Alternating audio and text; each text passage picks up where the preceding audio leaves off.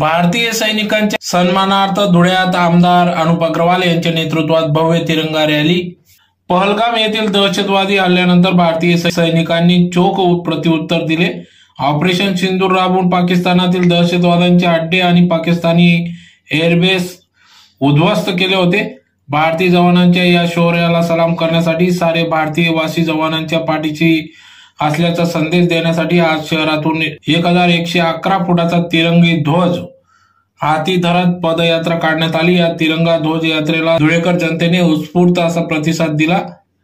भारतीय जवानांच्या शौर्याला अभूतपूर्व या ठिकाणी सलामी देण्यात आली। शहरातील सर्वपक्षीय पदाधिकारी, नेते, कार्यकर्ते, सर्वसामान्य धुळेकरांच्या सहभागातून आज सकाळी शहरातील अग्रसेन महाराज चौकातून भव्य तिरंगा ध्वज यात्रा काढण्यात आली। तिरंगा रॅली काढण्यात आली। सुरुवातीला डीजेच्या तालावर देशभक्तीपर गीतांचे रेलचेल सोबत पोलीस बँड पथकाकडून वाजविल्या जाणाऱ्या गीतांमुळे अभूतपूर्व देशभक्तीपर वातावरण निर्माण झाले होते। तर सर्वात पुढे माजी सैनिकांसोबत आमदार अनुप अग्रवाल, जिल्हा पोलीस अधीक्षक श्रीकांत दिवरे, मनपा आयुक्त अमिता दगडे पाटील, भाजप जिल्हा महानगराध्यक्ष गजेंद्र अंपडकर त्यांच्या मागे 1111 फुटाचा ध्वज धरत सर्वपक्षीय पदाधिकारी, नागरिक या ठिकाणी सहभागी झाले होते।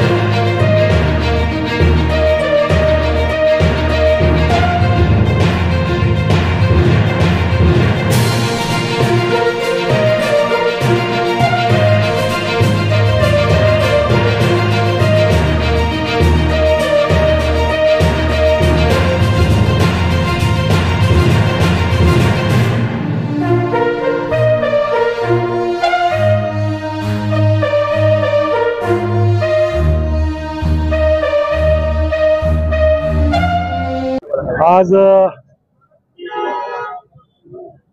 काश्मीरमध्ये जो भ्याड हल्ला केला आणि भारतीय सैन्याने जे पाकिस्तानमध्ये जाऊन त्या ठिकाणी त्यांचे आतंकवादी तळ उद्ध्वस्त केले, त्यांचे एअरपोर्ट उद्ध्वस्त केले।